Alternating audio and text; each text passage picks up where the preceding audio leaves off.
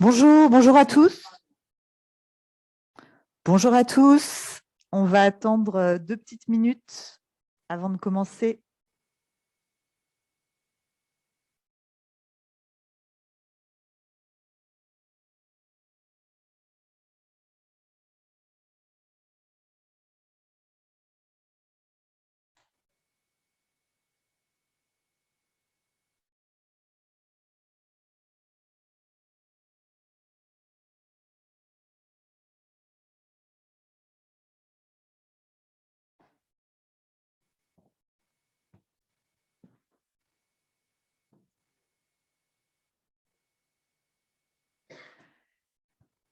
Bonjour, on va commencer.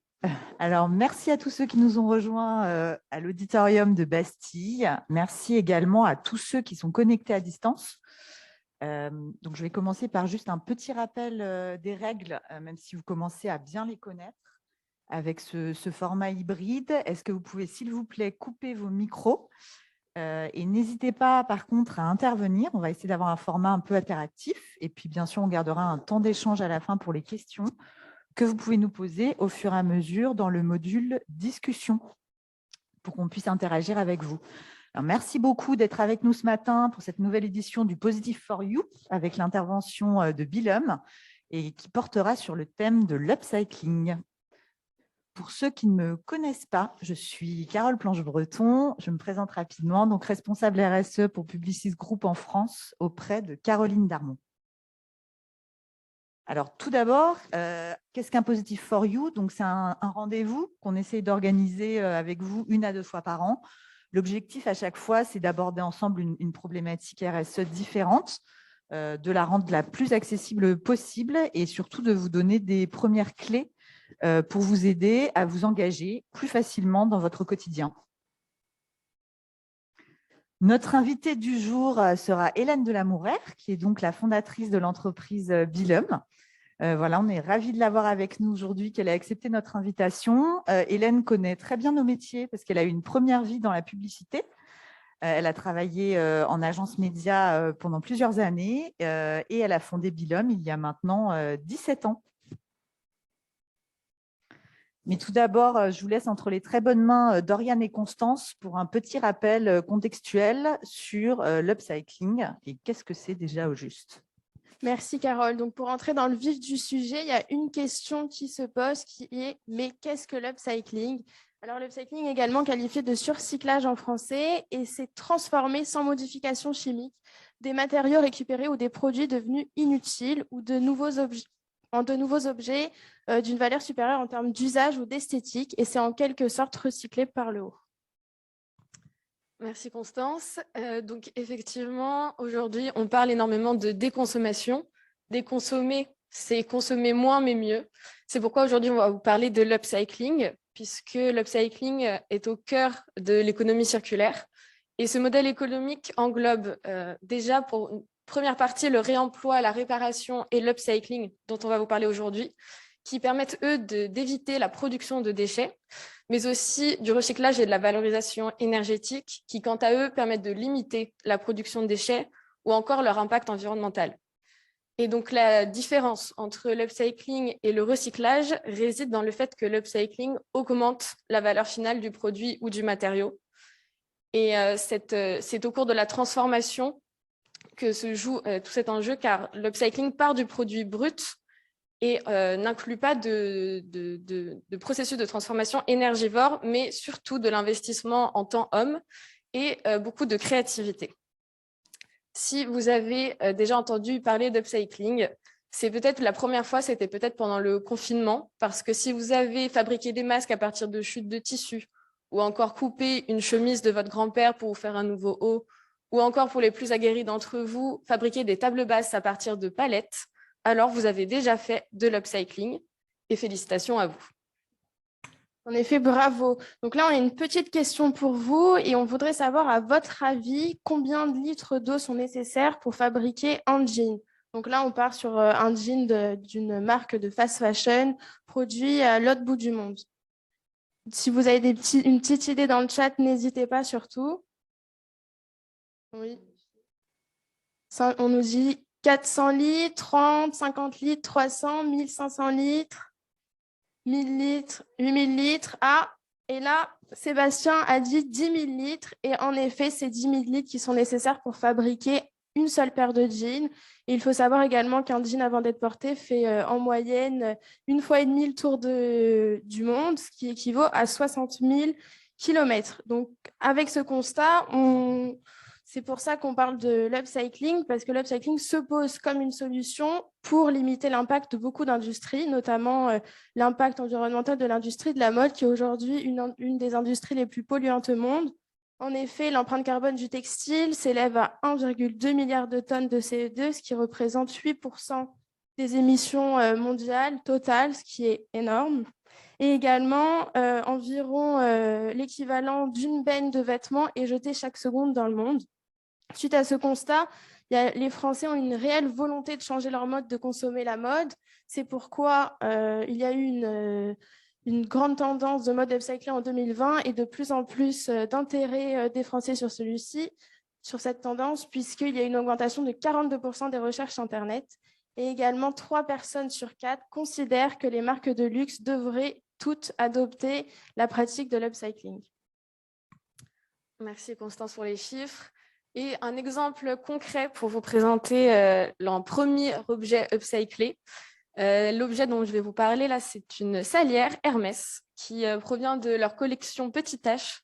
Cette collection est composée d'accessoires et d'objets déco qui sont fabriqués à partir des rebuts issus des ateliers de la marque et fabriqués par leurs artisans et leurs artistes. Et donc cette salière upcyclée a été fabriquée à partir d'un bouton de veste, d'un flacon en cristal, et le tout a été ajusté sur un pan en cuir avec un fragment de liège. Et donc, ce premier exemple me permet de faire la transition avec notre intervenante Hélène, à qui je cède maintenant la parole, puisqu'elle va pouvoir vous présenter beaucoup d'autres objets upcyclés et surtout son entreprise Bilhomme. Merci Hélène d'être là. Merci. Merci pour votre invitation. Difficile de passer après Hermès. En même temps, c'est vrai que le fait d'être là et de pouvoir parler concrètement de l'upcycling va vous permettre de voir qu'on emprunte un peu certains des codes du luxe, puisqu'en fait, on est obligé de travailler avec beaucoup de soin. On récupère une matière qu'on retravaille comme une matière neuve, on prend du temps, c'est du local, c'est de l'artisanat. Et c'est vrai que du coup, on retrouve un peu ces codes. Alors, pour commencer, effectivement, comme le disait Carole, j'ai travaillé pendant une dizaine d'années dans l'événementiel. J'ai commencé dans une toute petite agence d'événementiel très créative. En 98, on habillait la Tour TF1 avec Zidane, les avions d'Air France avec des joueurs aux couleurs de toutes les équipes du monde. Et ensuite, je suis partie chez Cara où je m'occupais de l'affichage événementiel. Donc, j'ai acheté et je vendais les grandes toiles publicitaires que vous trouvez sur les façades d'immeubles en travaux, sur le périphérique parisien, etc. Et puis, aidée par un bon burn-out des familles, j'ai décidé de changer de vie. J'ai essayé de trouver autre chose, j'avais envie de faire autre chose, j'avais envie de créer, j'avais envie de rencontrer des gens, des artisans, puis j'avais envie de mettre un peu de sens dans tout ça.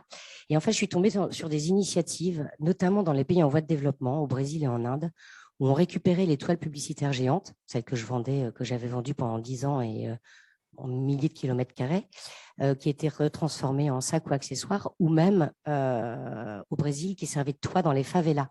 C'est dire comme c'est une matière ultra solide, imperméable, très technique, alors qu'en France, en me renseignant un peu, je me suis rendu compte qu'elles étaient brûlées ou même à l'époque encore enfouies, ce qui est une hérésie totale, parce qu'on parle de toiles publicitaires qui restent entre 3 jours pour un salon ou 1 an pour des travaux, mais qui sont en PVC 650 grammes, enduits sur une armature de nylon, donc vraiment ultra solide. Et puis, et là, ça a fait vraiment mouche. Je suis tombée aussi sur une initiative que vous connaissez sûrement qui est Freitag, les sacs en bâche de camion en Suisse. Et là, je me suis dit, waouh, les bonhommes, ils récupèrent des bâches de camion qui sont un peu sales, qui sentent même. Et ils font des sacs qui sont nickel, franchement, mais à la Suisse, quoi. Après, j'ai trouvé ça assez masculin et je me suis dit, la bâche de camion, je leur laisse, c'est très bien, ils font ça très bien. J'ai travaillé pendant 10 ans dans l'événementiel avec les toiles de pub, c'est graphique, c'est coloré. J'ai essayé de me lancer dans cette aventure en France puisque rien ne se fait. Et donc, j'ai lancé Bilhomme, qui est une manufacture d'upcycling qui donne une seconde vie à des matières normalement mises au rebut avec un circuit 100% français. Puisqu'on avait commencé par une question, vous aviez commencé par une question sur les kilomètres. Moi, je vais en poser une autre. C'est à votre avis combien de temps on met pour fabriquer un sac comme celui que vous avez vu? Je vais vous décrire les étapes, mais c'est assez important parce que ça soit à l'autre bout de la planète ou en France, il faut le même temps pour faire un sac. Vous avez vu que là, il y a 8 personnes qui sont intervenues. Donc, combien de temps, à votre avis, pour fabriquer un sac cabas? Alors, on a 2 heures, 3 heures, 3 mois. Quelqu'un? Oui, effectivement, on a 3 mois, 8 heures, 4 mois, 2 jours, 48 heures. C'est très variable. C'est très variable. Alors, je vais donner la bonne réponse dans la salle. On est là, il faut à peu près 1h45 pour faire un sac entre le moment où on récupère la matière et le moment où ça arrive chez nous et qu'on fait le contrôle qualité. 1h45, que ça soit en France ou en Chine. Ce sac, en B2B, il vaut une quarantaine d'euros. Auprès du grand public, il vaut 75 euros. C'est pas indécent. En revanche, ce même sac qui est vendu dans la slow fashion à 8 euros, il y a un truc qui n'est pas normal, quoi. Je n'ai pas du tout envie de donner des leçons, mais c'est vrai qu'il y a un moment où le pas cher, il y a quelqu'un qui paye à un endroit. Et l'upcycling, c'est vraiment là pour témoigner que c'est du temps, c'est du local et c'est du respect. Et qu'en fait, les choses ont un vrai prix, que ce soit le temps ou les matières. Deuxième chose d'ailleurs, à noter que, je ne sais pas si vous avez vu, on récupère de la ceinture de sécurité pour faire nos anses. La ceinture de sécurité, par exemple, nous coûte plus cher à récupérer dans une casse. On récupère les ceintures, donc il y a un bonhomme quand même qui les coupe, qui les met dans un carton. On les récupère, on les nettoie, on les filtre, on les trie. Donc, la ceinture nous coûte plus cher que les rouleaux. C'est important aussi, ça. L'upcycling, par rapport aux idées reçues, coûte parfois plus cher que la matière neuve qu'on récupère en rouleau et qu'on coupe de façon un peu semi-industrielle ou industrielle. Ça, c'était 2 petites apartés. Le circuit, donc vous l'avez vu, on récupère les bâches et les matières, parce que je vais venir, il y en a plein d'autres derrière. On a lancé avec les bâches, on était les pionniers en France, mais depuis, le terrain de jeu s'est grandement ouvert. On récupère les matières qu'on amène dans notre atelier à Choisy-le-Roi, donc 12 km à vol d'oiseau. J'y vais à vélo depuis Paris, tous les jours, depuis le confinement. C'est là qu'en fait, on les trie. Donc déjà, on déploie ces énormes bâches. Donc pour vous donner une idée, la toile Guerlain faisait 140 mètres carrés. C'est la taille exacte d'un terrain de tennis. C'est une taille moyenne. Je ne sais pas si vous avez eu le temps de voir sur l'étiquette numérotée, on a fait 120 pièces. En gros, il faut 1 mètre carré pour faire un sac, 35 cm² pour faire un porte-doc et 35 et 15 cm² à peu près pour faire une trousse. Donc, on est capable d'évaluer à peu près ce qu'on va faire, sachant qu'il y a une notion extrêmement importante, c'est l'esthétique. J'y reviendrai souvent, parce que l'idée aussi, c'est que les sacs soient portés, qu'ils plaisent. Ce n'est pas de faire de la récup pour de la récup. C'est vraiment de faire des choses qui, à la limite, le plus intéressant, c'est qu'on ne sache pas que c'est de la récupération. C'est pour ça qu'en fait, on choisit chacun des morceaux. Et vous avez même vu la directrice marketing et la directrice développement durable de chez Guerlain qui sont venues avec nous, qui ont coupé, qui ont expérimenté l'upcycling. Hier encore, on avait 50 personnes de chez Sub de Pub qui sont venues. Et on a beaucoup d'annonceurs clients qui viennent pour essayer leur pub. Donc, ils voient leur logo parfois qui fait juste 12 fois la taille normale, puisqu'on est sur du gigantisme. Donc, on choisit chacun des morceaux. Pourquoi? Parce qu'il y a des morceaux d'abord qui ne sont pas du tout graphiques. Il y a des morceaux qui sont abîmés dans les toiles, des morceaux pliés, etc. Donc, c'est pour ça que c'est pièce par pièce. Enfin, c'est même pas pièce par pièce. Enfin, c'est pièce par pièce qui composent le sac. Donc, on a des sacs qui demandent 8 morceaux. Et on les coupe un par un. On les pré-coupe au cutter. Ensuite, c'est lavé à la main avec des lessives vertes, évidemment. Donc, peu de consommation d'eau. On est vigilant. Vous avez vu François avec un pull marin qui vient d'une entreprise d'insertion sociale. On travaille avec l'insertion sociale qui nous détache du personnel pour nous aider à tout ce qui est préparation des matières, nettoyage, etc. Et ensuite, on recoupe. Donc, vous avez vu Zoubir dans le film qui coupe avec une énorme presse. C'est une lame énorme pour couper au millimètre près et pour qu'ensuite, ça puisse passer en confection et que ça soit travaillé parfaitement. Il faut que le sac soit, encore une fois, beau. Donc, ce n'est pas de l'à peu près. Et on travaille avec des maroquiniers pour tout ce qui est bâche, parce que la bâche, c'est, je vous le disais tout à l'heure, du 650 grammes le mètre carré. C'est ultra solide, hyper dense. Moi, j'ai encore des sacs que j'ai depuis le début, donc 15 ans. Et donc, on travaille on a, nous, un petit atelier de confection chez Billum qui nous permet de faire des essais matières, des mini-séries, éventuellement du SAV. Heureusement, on n'en a pas beaucoup. Et on a aussi et surtout 7 ateliers partenaires avec lesquels on travaille pour nos confections et nos séries. Aujourd'hui, on est capable de faire 10 000 pièces sans sourciller. Et sur ces 7 ateliers partenaires, 4 sont des ESAT, établissements et services d'aide par le travail, qui accueillent des personnes en situation de handicap, dont les SAT dans lesquels on est entré, où vous avez vu les sacs qui ont été réalisés. Ça revient toujours chez nous, on fait un contrôle qualité et ensuite ça part chez les clients. On a 2 types de distribution, on a le B2C et le B2B. Donc B2C, grand public. Très naïvement, il y a 15 ans, j'ai lancé la marque Bilhomme en me disant ça va cartonner, c'est tout nouveau, c'est génial. Pas du tout. On ne m'attendait pas du tout sur ce marché. À l'époque, il y a 15 ans, je dis la récup parce que l'upcycling, c'est la récupération. Le mot upcycling, d'ailleurs, n'existait pas. L'upcycling, ça a intéressé franchement personne. Déjà, à la limite, le vintage commençait vraiment à percer, je monte la veste de ma grand-mère, qui est un peu avec moi du coup, mais qui était toute petite.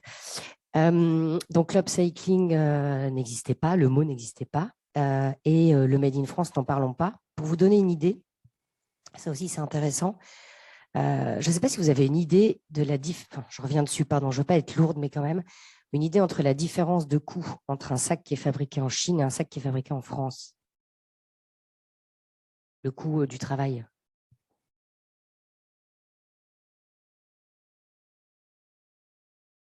Fois 20, on a dans le chat, fois 20 encore une fois, 40%, un rapport de 1 à 10. 10 fois moins cher en Chine. Oui, c'est ça, on est dans un rapport de 1 à 10, ça dépend des pays, ça bouge. Heureusement, pas mal, merci. Bravo Fred. Moi, de ce que j'avais vu par rapport à ce qu'on faisait, j'étais sur à peu près une moyenne de 7, ce qui est quand même énorme, hein, vous imaginez 7. Par contre, j'ai oublié pourquoi je vous disais ça. Bon, bref, en tout cas, mais là j'ai perdu le fil. Ah oui, grand public.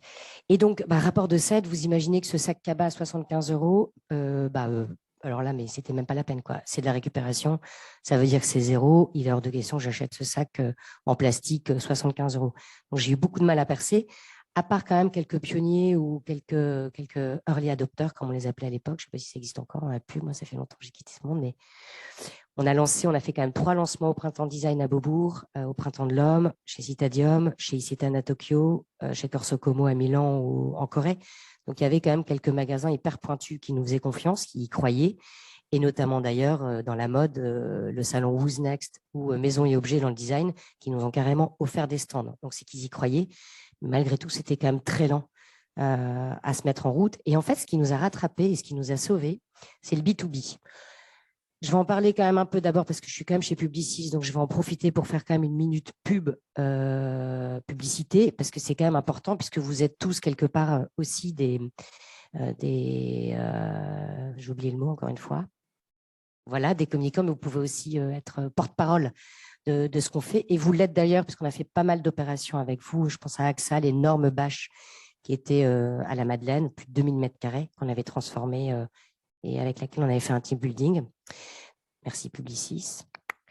Et donc, c'est Agnès B, en fait, qui la première nous a fait confiance. C'est-à-dire que quand j'ai démarré Bilhomme il y a 15 ans, je suis allée voir des annonceurs, Air France, etc. Et je leur ai dit, qu'est-ce que vous faites de vos toiles? Pour info, elles sont éliminées. Il n'y a pas de solution de recyclage. Et moi, je peux les transformer en sacs et accessoires. Et tout ce que je fais dans votre logo, je vous l'offre. Et Air France m'a dit, écoute, pas de problème. J'ai commencé à récupérer plein de bâches. Et puis, donc ça, c'était en 2005. Et puis, 2008-2009, Agnès B, la directrice de la créa d'Agnès B vient nous voir sur Maison Objet et nous dit, mais c'est fou parce que ça fait 5 ans que Agnès B nous demande de mettre de côté les bâches qui sont au-dessus de nos magasins, parce qu'elle nous a dit qu'un jour, on en ferait quelque chose. Donc, est-ce que vous voulez bien récupérer nos bâches, mais par contre, on vous rachètera ce que vous ferez dedans, on ne vous les donne pas. Évidemment, je n'ai pas dit non. Je n'ai même pas trop réfléchi. Et donc, on a réalisé ce sac cabas ensemble, qui a été vendu dans tous les magasins Agnès B du monde, plutôt d'ailleurs en Asie. Puisque vous l'aurez compris, enfin, ça va sans dire, mais c'est quand même bien de le dire, chaque pièce est unique. Ça, c'est intéressant. Le nouvel offre, ça, c'est de l'éco-conception dans l'éco-conception, puisqu'on peut considérer que l'upcycling, c'est de l'éco-conception. Mais là, on va encore plus loin. C'est même pas c'est même pas Bilom, c'est le nouvel l'Ops, qui nous appelle et qui nous dit on a la chance d'avoir l'exclusivité de Feu Daft Punk. C'est énorme, donc on voudrait le crier sur notre siège, donc place de la Bourse. On va mettre une bâche énorme, mais par contre, on voudrait transformer la bâche en petite pochette pour glisser le tiré à part de l'Ops avec l'interview. Qu'est-ce qu'il faut pour qu'on soit sûr de transformer la bâche? Et le fait est qu'il y a des bâches qui sont plus faciles à transformer que d'autres. Il y a des problèmes parfois d'encre qui sont séchés très vite, qui sont très bien pour une bâche géante exposée, mais une fois qu'on la récupère et qu'on la triture dans tous les sens, ce qui est le cas de nos produits qui sont fabriqués en piqué retourné, on travaille encore une fois avec des maroquiniers, donc on travaille la matière comme si c'était du cuir, donc les bâches sont malmenées, et quand les encres sont un peu sèches, ça grille, quoi, ça s'abîme. Donc on a travaillé avec l'imprimeur qui a réalisé cette bâche pour que la bâche soit la plus laxe possible pour qu'on puisse vraiment faire les pochettes les plus belles possibles. Et puis, ça aussi, c'est l'intérêt d'être une petite boîte agile. Comme c'était quand même un peu sobre, on a mis des fermetures éclairs de couleur pour donner un petit côté sympa. On est agile, on est petit, donc on est très réactif. J'en profite d'ailleurs, on essaie d'être cohérent, évidemment. Tous nos accessoires sont par exemple, les fermetures éclairs sont des YKK, assemblés, une des meilleures marques qui soient, assemblés en Belgique. On travaille avec beaucoup de boucleries et de fournitures françaises quand on peut. Malheureusement, il y a de plus en plus de savoir-faire et de manufactures qui ont fermé. Donc, on essaye, sinon en tout cas au plus loin, de travailler avec des maisons européennes. Mine de rien, ça peut aussi plomber le prix d'un sac. Mais c'est important parce que ça serait quand même crétin d'avoir une trousse qui coûte 15 € et au bout de 2 usages, la fermeture vous reste dans les mains. Autre exemple qui peut le plus, peut le moins, on récupère donc les bâches de gare et toutes sortes de bâches. Donc, ça va des bâches, donc, comme je vous le disais, la Samaritaine, 2000 m², AXA, 2000 m², l'hôtel de Crillon, 2000 m², et les bâches en gare qui, elles, par contre, se démultiplient. Donc, ça peut être des très, très gros volumes. Mais en revanche, ce qui est très sympa, c'est que c'est des petites surfaces, donc c'est très graphique. Donc, là aussi, c'est très intéressant d'aller chercher les mots-clés, les visuels un peu phares, etc. Et puis encore plus petit, là vous êtes au Bon Marché, toutes les toiles de scénographie du Bon Marché qu'on a transformées en petites trousses pour les 160 ans du Bon Marché. Donc ça veut dire toile de scénographie, toile de fond de stand, etc. On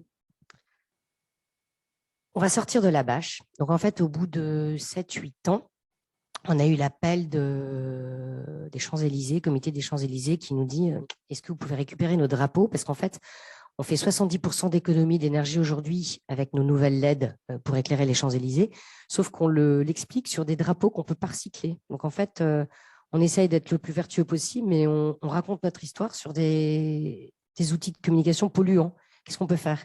Du coup, on a recyclé les drapeaux. Donc aujourd'hui, on récupère les drapeaux, les oriflammes, les kakémonos.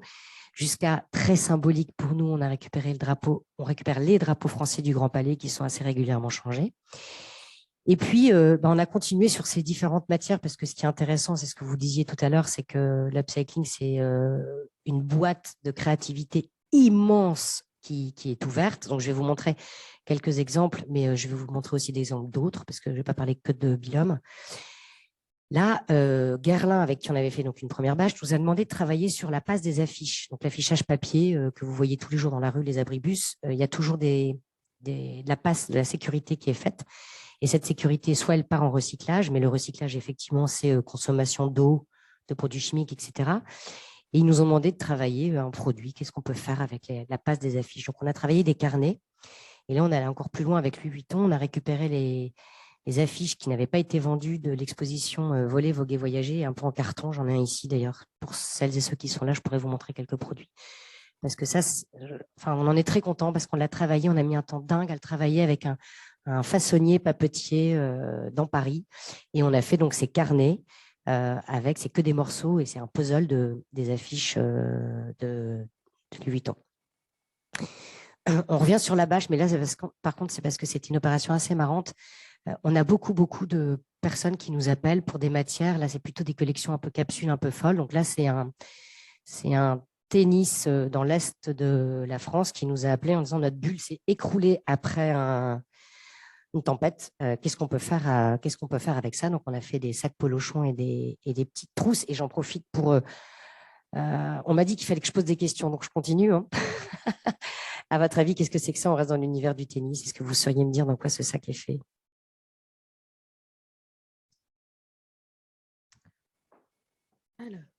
C'est quand il était à gagner. Roland Garros. C'était... Hein? Une proposition, est-ce que ce serait un parasol? Non, c'est le sac qui est... C'était les bâches de fond de cours de Roland Garros, les bâches du central. Ils ont trouvé. Là, on commence à rentrer vraiment sur des matières qui, au-delà d'une histoire graphique, ont une histoire un peu patrimoniale, iconique à raconter. Je vais continuer sur ça. Un petit modèle très intéressant, Air France, donc avec lesquels on avait commencé, comme je vous l'avais dit, avec les toiles de pub. Et puis un jour, en fait, Bilhomme fait souvent le pont entre des grosses maisons, des grosses sociétés, entre le côté industriel d'une grande maison et le service com ou le service boutique. Cet exemple, il est assez dingue. J'ai essayé d'être clair.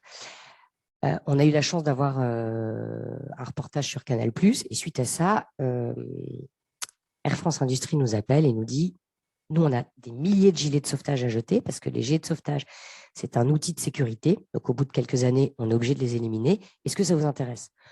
Bilhomme, je ne sais pas si parmi vous, certains connaissaient Bilhomme. Je ne veux plus entendre la réponse. On n'est pas assez connu auprès du grand public. Donc, ce n'était pas une question, en fait. Mais ça va bouger. Bilhomme, on n'est pas du tout assez fort pour pouvoir vendre des milliers de trousses faites dans vos gilets de sauvetage. En revanche, vous, Air France, vous avez une boutique en ligne, vous vendez des trousses. Faisons des trousses et des petits porte-monnaies dans vos gilets de sauvetage que vous allez revendre. Et banco, ça a plu à la boutique, ça a surtout plu au service presse, qui a eu comme ça un petit objet un peu marrant à offrir à la presse. D'ailleurs, j'ai oublié de le dire, les entreprises B2B qui représentent, mine de rien, 85% de notre chiffre d'affaires aujourd'hui, utilisent nos produits pour leur dotation presse, VIP, revente, grand public, etc., collaborateurs. Et donc, Air France Presse a utilisé ce petit produit qui, mine de rien, permettait de derrière, parce que c'est un objet très concret qui parle de récupération, de recyclage, de valorisation, etc. Et en fait, Air France fait beaucoup, beaucoup d'efforts dans tout ce qui est recyclage, beaucoup d'efforts aussi dans tout ce qui est travail handicap. Et du coup, en fait, à travers ce petit produit, ça leur permettait de parler de leurs engagements avec les ESAT, etc. Et en fait, on a eu des dizaines de milliers de retombées médias avec ce petit produit tout bête, mais qui est graphique, qui est marrant, qui est coloré. Et on l'a lancé il y a maintenant plus de 5 ans. Et alors, une autre histoire par rapport à ça qui est encore plus folle. Là, je vais vous parler d'économie circulaire. Nous, on considère qu'en fait, d'une manière générale, on dit que les déchets des uns deviennent les matières premières des autres. Sauf que là, avec Bilhomme, on essaye d'expliquer, enfin, même pas on essaye, on n'a pas besoin d'essayer, les entreprises viennent nous voir parce qu'elles se rendent compte que leurs matières sont leurs propres ressources. D'ailleurs, nous, on dit que Bilhomme confectionne l'héritage des marques à travers leurs propres matières. Économiquement parlant, cet exemple, il est assez fou. Un gilet de sauvetage à jeter, c'est quelques euros. Je n'ai pas les chiffres exacts, mais c'est Air France qui me l'a partagé. Donc, un gilet de sauvetage, ça coûte quelques euros à jeter. Aujourd'hui, c'est très difficile à recycler. C'est du polyuréthane, c'est de la nappe.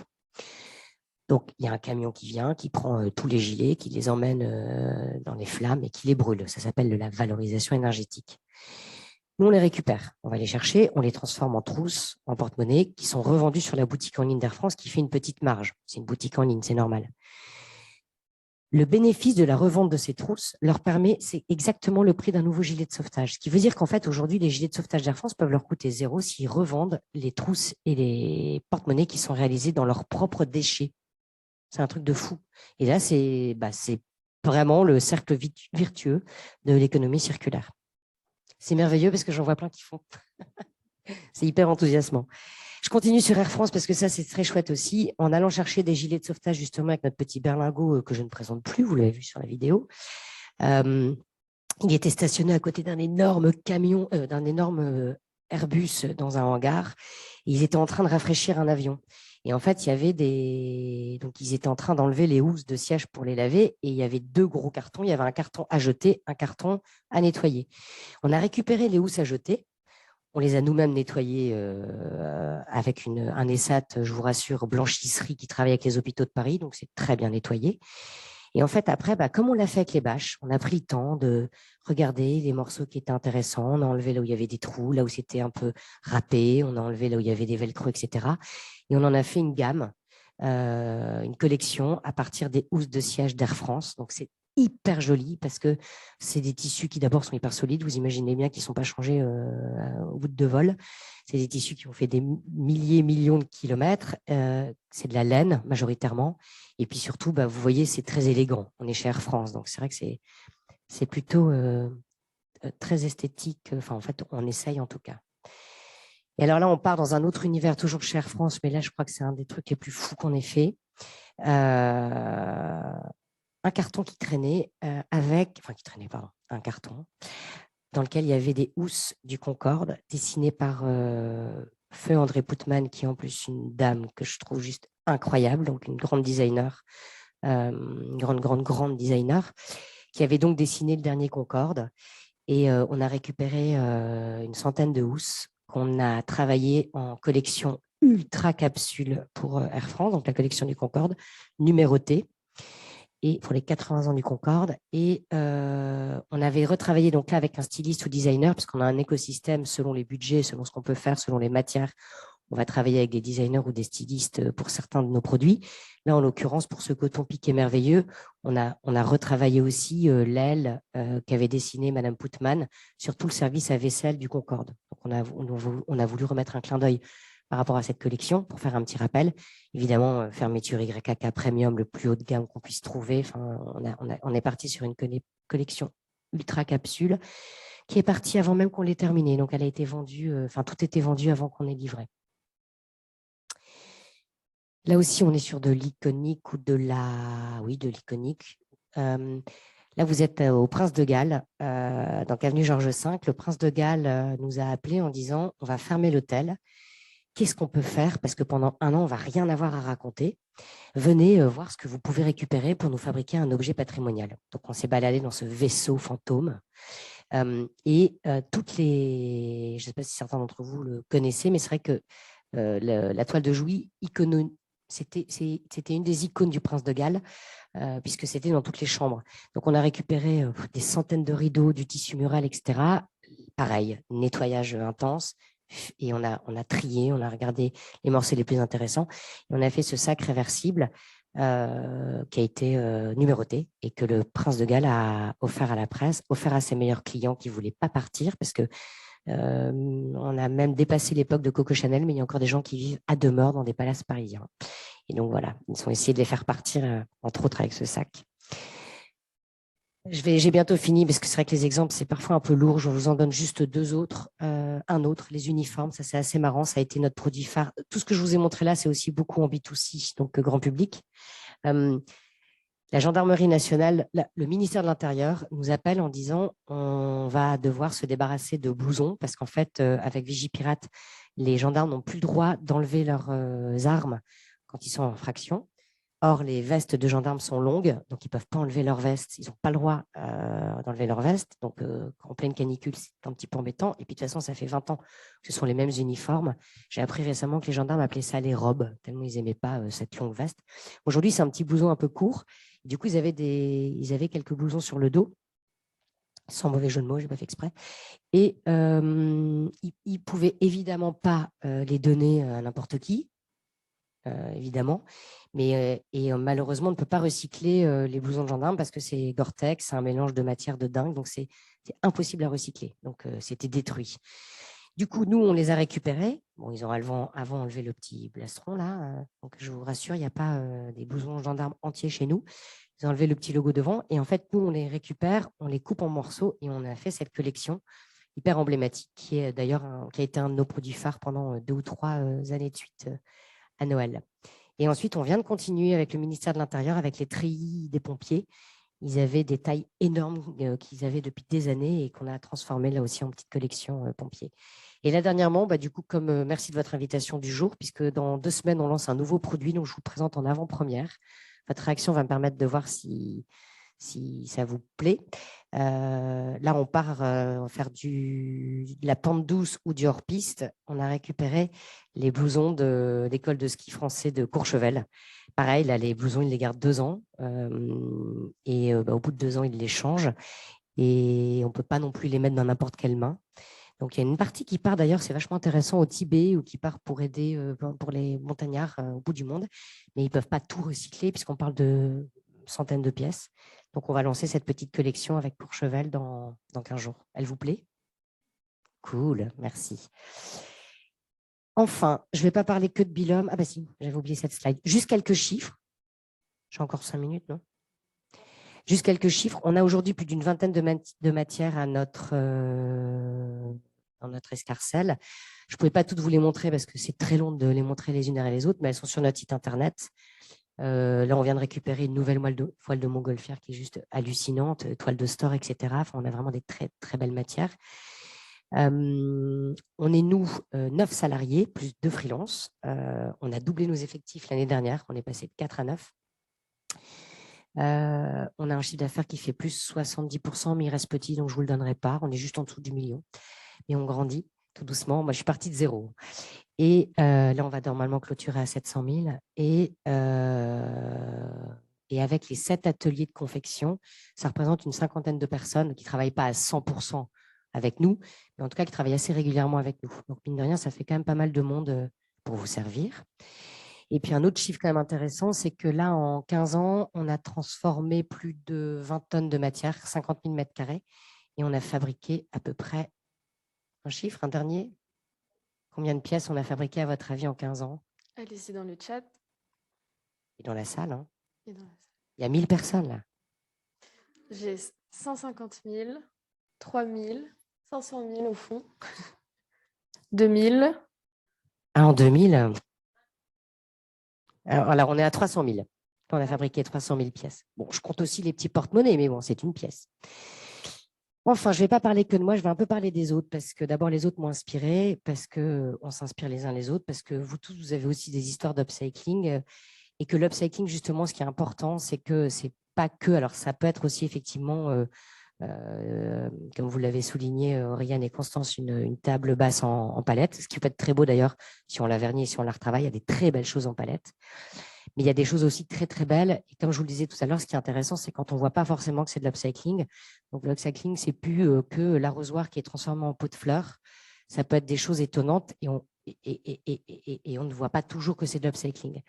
En mode, il y a Gaëlle Constantini qui fait des choses très jolies avec des rideaux récupérés ou les récupérables. Donc, il récupère des rideaux, du linge, etc. Et puis, alors, je ne l'ai pas trouvé, mais on m'a raconté une histoire absolument magnifique que je vous partage. Il paraît que Pierre Cardin, juste après-guerre, a été un des premiers à réouvrir le bal des défilés d'haute couture. Et en fait, pour la traîne de sa mariée, comme juste après-guerre, il n'y avait pas de matière, il a récupéré une voile de parachute. Et il a fait une énorme traîne avec de la soie de parachute. J'ai trouvé cette histoire très belle. Je cherche sur Internet, je ne trouve rien. Donc peut-être que c'est une lubie que je me suis fabriquée. En tout cas, elle est jolie, non ?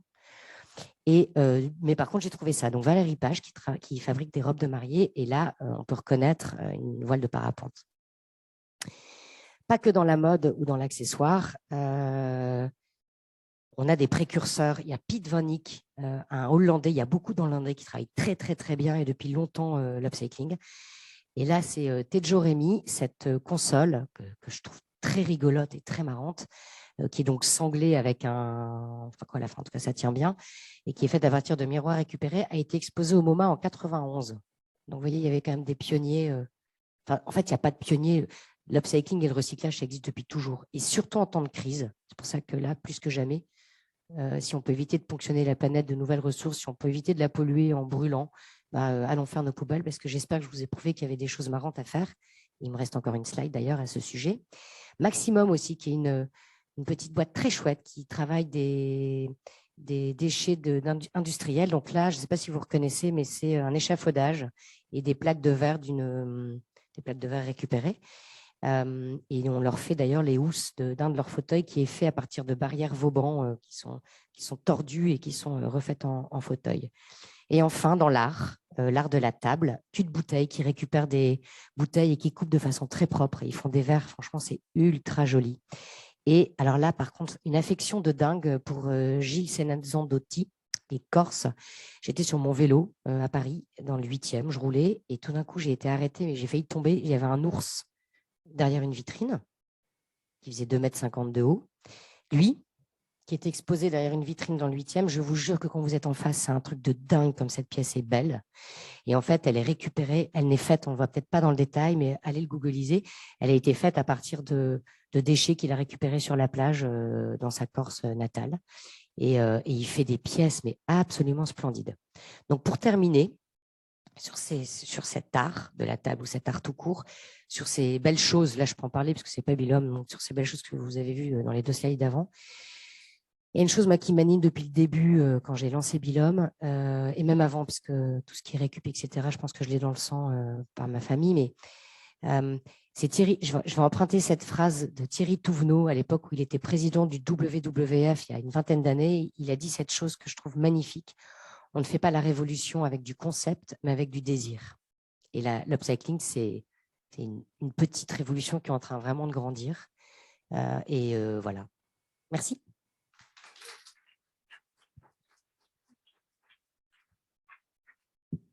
Merci beaucoup, Hélène. Maintenant, si vous voulez, il y a un temps de questions-réponses. Donc, je peux passer dans la salle avec le micro si vous avez des questions dans la salle. Et sinon, dans le chat, n'hésitez pas, que ce soit dans la rubrique Q&R ou bien dans le chat aussi.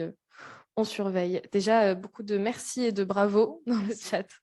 Puisqu'ils ne peuvent pas applaudir, ils l'écrivent. Venez nous voir, hein, Publicis. Venez avec vos clients, ils adorent ça. Hein. On a au moins une fois par semaine des clients qui viennent. D'ailleurs, on a commencé avec le luxe, on va boucler avec le luxe. On ne peut pas en parler pour le moment. On travaille avec 8 marques du groupe LVMH, mine de rien. Et là, on vient de signer une très grosse opération.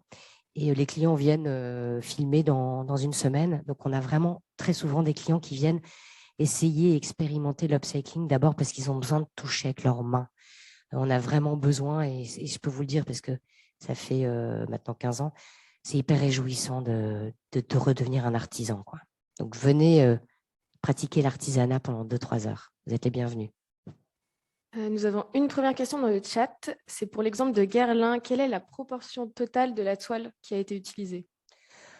Toile de 140 mètres carrés, on a fait 120 sacs. On est à peu près sur une proportion de 70% réutilisée, ce qui est une moyenne en fait qu'on a assez générale. Le reste, puisque c'est souvent la question d'après, soit on le donne. Par exemple, Guerlain, vous avez vu, il y avait quand même des grands aplats blancs. On a beaucoup d'écoles qui nous le demandent parce que, en fait, comme je vous le disais au début, c'est une matière qui a une grande valeur. Et en fait, mine de rien, si vous avez un panneau comme ça, tout blanc, ça coûte assez cher neuf, alors que nous, on le donne. Et vous pouvez faire peindre les enfants dessus, vous pouvez faire ce que vous voulez. Donc, on nous en demande très souvent pour les utiliser en grands panneaux, pour couvrir des choses ou pour repeindre dessus, etc., pour protéger. Donc, on en donne assez souvent. Et puis, pour faire nous-mêmes aussi nos prototypages. Merci beaucoup. Oui, c'était un peu lié. C'était le pourcentage en moyenne de matière récupérée comparé au pourcentage de matière jetée après votre… On jette à peu près, alors on récupère à peu près 70%. On doit en donner la moitié, donc on a 15%. Donc, ok, merci. Et plus général, combien de matières upcyclez-vous en moyenne par an, si vous avez les chiffres? De matière? Ouais. On a commencé avec les toiles publicitaires géantes. Donc en 2005, on a fait ça pendant 5-6 ans. Ensuite, les drapeaux. Je pense qu'on doit avoir 2 ou 3 nouvelles matières par an. Là, les blousons de ski, par exemple, ça c'est arrivé il y a 1 mois. Alors, ce qui est très agréable, c'est qu'on nous appelle assez régulièrement pour nous proposer des choses nouvelles. Ça marche, merci. Bon, je te laisse. Oui, il y a une autre petite question qui est, y a-t-il une limitation dans vos créations? Non, déjà parce que chacun d'entre vous, vous pouvez aussi imaginer des choses et c'est ça qui est aussi hyper réjouissant, c'est qu'on a des clients qui viennent participer. Guerlain, par exemple, est venu participer avec nous. Je ne l'ai pas montré, mais on a récupéré le linge de maison n'importe quoi, pardon, le linge, les éponges de Guerlain des instituts, donc hyper épais. Enfin, vous imaginez un institut Guerlain, donc de la très belle éponge, les draps de bain qu'ils utilisent dans les instituts. Et en fait, au bout de beaucoup de nettoyage, ça devient un peu rêche d'un côté, ou alors parfois il y a un peu parfois c'est sale. Du coup, avec Guerlain, on a imaginé de les retravailler en petits gants de démaquillage. Donc ça repart dans les instituts. On les a retaillés en gants de démaquillage et les esthéticiennes s'en servent pour le rituel du soin. Et en fait, on a beaucoup de clients qui de plus en plus participent avec nous à la création. Et non, il n'y a pas de limite parce qu'on travaille aussi avec des designers ou des stylistes qui ont des idées folles. Il y a une limite, il y a une limite, c'est la matière. Parfois, on nous appelle, on nous demande par exemple de retravailler des t-shirts d'un marathon parce qu'ils en ont 150 de trop. Des t-shirts qui ont coûté 1,50 € à fabriquer, qui sont qui n'ont pas de tenue. Vous les lavez une fois, il a doublé de taille. Et là, on leur dit on ne peut pas le transformer en porte-monnaie, ça va vous coûter 8 € pour faire un porte-monnaie. Au bout de, vous allez mettre 3 €, ça va dégringoler. Donc, il nous arrive souvent de refuser des opérations. Et on a une autre petite question encore. Quel est le budget moyen à prévoir pour recycler les bâches en sac? J'imagine que très bonne question. Clients arrivent avec des bâches. Alors déjà, je vais vous donner un exemple avec celui-là. Le sac, quoi qu'il est hyper cher. Je vais vous donner un exemple avec le cabas que vous avez vu, le cabas Guerlain. Le cabas, en prix public, il est à 75 €. En B2B, donc pour un client, il va l'avoir entre 38 et 49 € hors taxe selon les volumes, selon ce qu'on va faire. Donc, on a des prix qui vont de 8-9 € pour un porte-monnaie à 180 € pour un sac cabine, à 700 €. On a eu l'occasion de faire pour Bill Gates, l'association franco-américaine, nous a demandé de travailler une pièce unique pour Bill Gates qui est arrivée 2 semaines après en France pour un séminaire. Et c'était le jour de son anniversaire. Donc, ils nous ont appelés en disant on ne sait pas qu'offrir à Bill Gates, il peut tout souffrir. Donc, il y a un truc qu'il adore, c'est le Grand Palais. On a vu que vous aviez récupéré le drapeau du Grand Palais. Qu'est-ce que vous pouvez faire pour Bill Gates en drapeau? Bon, le drapeau, ça reste quand même une matière assez fine. Et du coup, en fait, on lui a fait une housse d'ordinateur. Donc, je peux vous dire que Bill Gates travaille sur Dell. Donc, on a fait une housse exactement à la taille de l'ordinateur de M. Bill Gates, plus un porte-document. Il a récupéré son porte-document dans le drapeau du... J'ai une photo de lui le prenant, il avait l'air content. Voilà, donc les prix vont de 9 € à illimité selon le projet. Et oui, et en lien avec le prix, on a une question aussi qui dit, y a-t-il un coût moyen par mètre carré? Oui, il y en a un, mais je ne l'ai plus. En fait, ça dépend. On doit être autour de 70 €. Ça marche. Alors, encore d'autres questions, ça intéresse beaucoup. Par exemple, est-ce qu'il y a des contrôles de toxicité de la matière première de la bâche? Alors, pour la bâche, oui, on a la chance, LVMH, justement avec Guerlain, a fait un contrôle REACH. Donc, on passe le contrôle REACH. De toute façon, il y a des personnes qui les impriment, des personnes qui les posent, des personnes qui les déposent. Donc, effectivement, après, ne le donnez pas à mâchouiller à votre enfant, comme n'importe quel sac. Mais je pense que ce n'est pas plus toxique que beaucoup d'autres choses. On ne vous demande pas de laver vos sacs 3 fois avant de les porter, par exemple. Ça marche. Et du coup, est-ce que vous avez déjà eu des clients dans le monde médical ou est-ce que justement il y a une limite aussi à ce niveau-là en termes de matières premières? Non, on a un laboratoire qui nous a demandé de faire des trousses. En revanche, dans l'alimentaire, alors on a beaucoup de marques de l'alimentaire, les Deux Vaches, Michel Augustin, etc. Mais on nous a demandé parfois de retravailler en nappe ou comment on dit là, pour mettre une assiette, en set de table, oui, merci. Et ça, on refuse. Pour le coup, une bâche qui est restée dehors, en tout cas, moi, je n'ai pas du tout envie de grignoter sur un morceau de bâche, même s'il est très bien lavé. Donc, nous, on ne va pas les transformer pour l'alimentaire. On nous avait demandé aussi de faire des petits étuis pour glisser des pailles, mais dans les bâches, non, on ne peut pas. Il y a une limite, quoi. C'est comme autre chose, on nous a proposé là récemment de récupérer de la moquette, aussi emblématique soit-elle, puisque c'est une des plus emblématiques de France. Je ne vais pas en parler là, mais on a dit non, parce que ce soit une star ou vous ou moi, quand on marche dans la rue, on marche dans la rue, quoi. Ouais. Pas évident, mais du coup, est-ce que ça peut vous arriver de combiner plusieurs matières issues de plusieurs clients? Ou du coup, ça reste... Oui. Ouais, c'est faisable. Ben moi, j'ai mon sac, je vais vous le montrer. Ça fera la minute pub. Il a été dessiné par Stéphane Lanné, qui est un designer assez hallucinant, que j'aime beaucoup, qui est un designer de mobilier, mais qui s'est beaucoup entiché de notre marque. Donc ça, c'est un sac qui est fait. Là, vous avez de la toile d'ameublement de luxe. De l'autre côté, une toile de store. Et en bas, une bâche de tente. En dessous. Voilà. Donc là, on a combiné plusieurs matières. Super exemple. Merci. Alors là, on retourne un peu sur le sujet du traitement. Est-ce que les sacs sont-ils toujours inifugés après l'upcycling?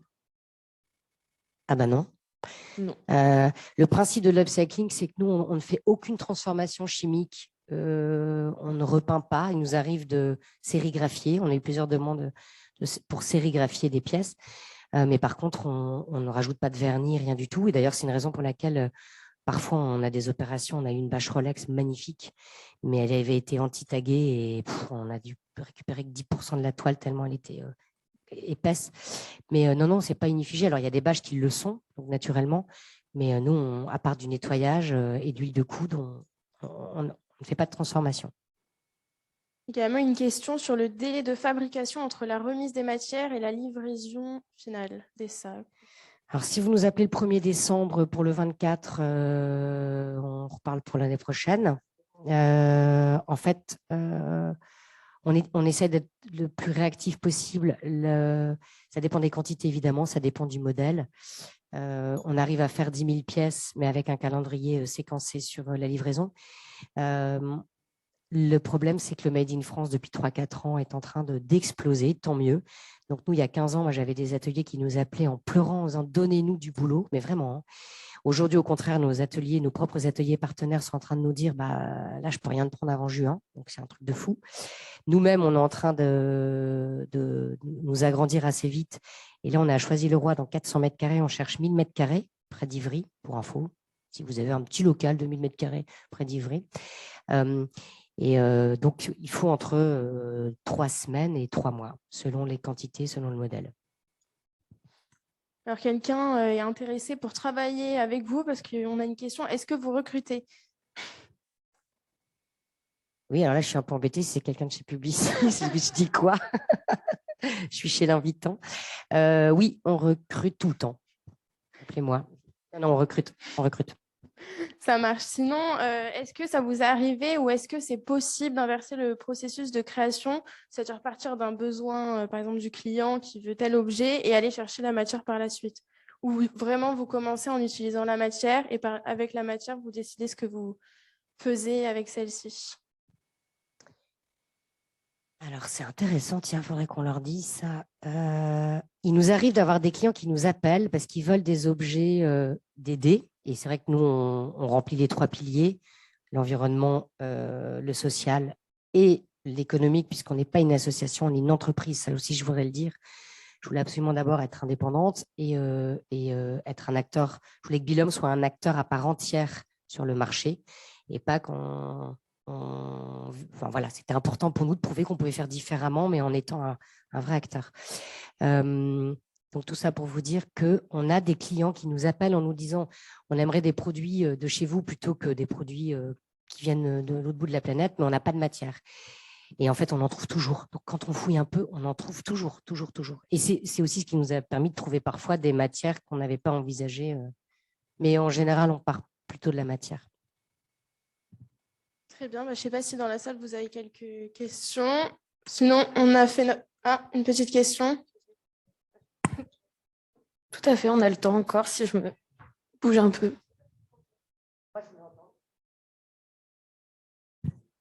C'est pas forcément une question, c'est plutôt une interrogation.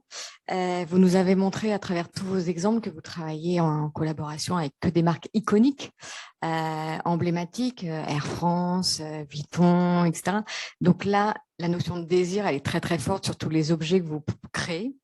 Et je voulais savoir si c'était une volonté de votre part, Bilhomme, de ne travailler qu'avec des marques comme ça, ou si un jour, je ne sais pas, une marque beaucoup plus mainstream, en tout cas qui n'est pas dans l'univers du luxe, vous appelle. Est-ce que vous acceptez aussi de travailler avec eux? Bien sûr, là je vous ai montré des modèles iconiques d'abord parce que ça me permettait de vous montrer des petites sagas. Air France, on a commencé avec les badges de pub, on a continué avec les jets de sauvetage, les hauts de siège, etc. Et puis le Concorde, c'était tellement énorme que je voulais en parler. Après, je les ai cités, on a travaillé avec les Deux Vaches, on a travaillé avec Badois, on travaillait beaucoup avec des marques du groupe Danone, beaucoup d'alimentaires que j'ai cités aussi. On travaille avec La Poste, avec EDF. On a plus de 150 clients, AXA, on a plus de 150 clients annonceurs. Après, il est vrai quand même que, comme je vous le disais, mine de rien, c'est une succession d'étapes, c'est une succession de coûts, avec même parfois aussi tout ce qui est préparation de matière. Ça ne demande pas une qualification énorme, mais en même temps, l'insertion sociale, vous savez combien ça coûte l'insertion sociale à l'heure? 20,50 € de l'heure. C'est énorme.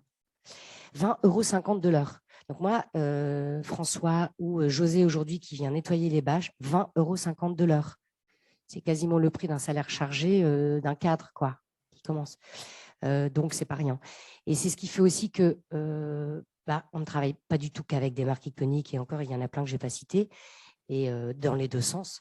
Mais par contre, c'est vrai qu'on travaille beaucoup avec des grandes maisons françaises ou de luxe parce que peut-être qu'elles ont un peu plus les moyens et qu'elles sont déjà dans ce système de compréhension des prix, quoi.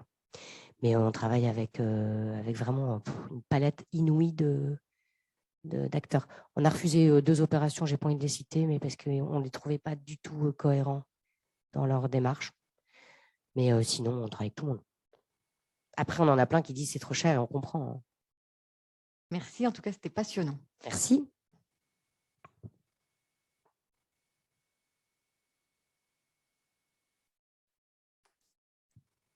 Je ne sais pas quelle heure il est, mais si dans le chat, vous avez une dernière question.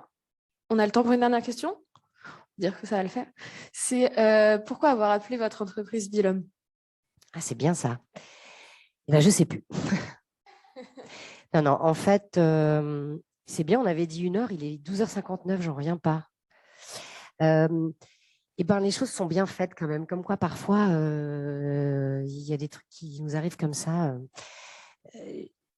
J'avais plusieurs idées de création de boîte et puis j'avais quand même ce projet qui me titillait un peu. Et puis, j'étais vraiment au tout début et j'étais allée chez un Indien qui me refaisait mes bas de pantalon pour qu'il m'apprenne à faire de la couture. Et en fait, au bout de 2 heures, il m'a viré. Il m'a dit, tu n'y arriveras jamais. J'ai dit, tu as raison, j'y arriverai jamais. Mais bon, en tout cas, j'y croyais vachement à ce projet. Et je vais visiter l'exposition Le Cas du sac. Je ne sais pas si vous l'avez vu. C'était donc il y a 16 ans. Ça ne rajeunit pas. Enfin, ça ne me rajeunit pas. Et c'était au Musée des Arts Déco, sponsorisé par Hermès. Très, très belle expo. Donc déjà, premier truc, il n'y avait pas eu d'exposition sur le sac depuis des années à Paris. Et il y a une exposition sur le sac au moment où je veux lancer ma petite entreprise de sacs. Je me balade dans l'expo, je vois des sacs magnifiques, iconiques, enfin merveilleux. Et tout d'un coup, je vois un sac derrière une vitrine en paille, enfin un sac en végétal, enfin un sac très bizarre. Avec des plumes, des dents, enfin vraiment très étonnant, magnifique, visiblement une très vieille pièce d'antiquité. Et sur le cartouche, il était marqué Bilhomme, sac papou, origine nuit des temps. Enfin, c'était pas dit comme ça, mais ça voulait dire ça. Je continue l'expo, je remonte sur mon vélo et j'ai aucune mémoire des noms. Et en fait, en remontant sur mon vélo, je me dis tiens, c'était marrant ce petit sac papou, je sais plus le nom, mais le nom il claquait quoi. Et c'est revenu d'un coup, Bilhomme. Et je me suis dit, tiens, si jamais je me lance, j'appellerai ma marque Bilhomme. Et voilà, donc pourquoi Bilhomme? Et donc Bilhomme, qui se dit Biloum, d'ailleurs en papou, je l'ai appris après, veut dire besace, et ça sert aussi bien aux hommes qu'aux femmes. Ils s'en servent aussi bien pour aller au marché, que pour aller à la chasse, que pour balancer leur bébé. Et en fait, chaque Bilhomme est unique puisque les personnes qui les utilisent, ils rajoutent des plumes d'oiseaux, des dents, etc. pour le personnaliser. Et aujourd'hui, en plus, ils les fabriquent avec donc avant, c'était fait avec de l'écorce d'hibiscus et aujourd'hui, c'est fait avec des filets de pêche. Voilà. Et on s'est échangé des binômes avec certains papous. Ils m'ont envoyé des vrais binômes et je leur ai envoyé des binômes parisiens. Merci à vous. Merci beaucoup. Merci, merci. Merci Hélène.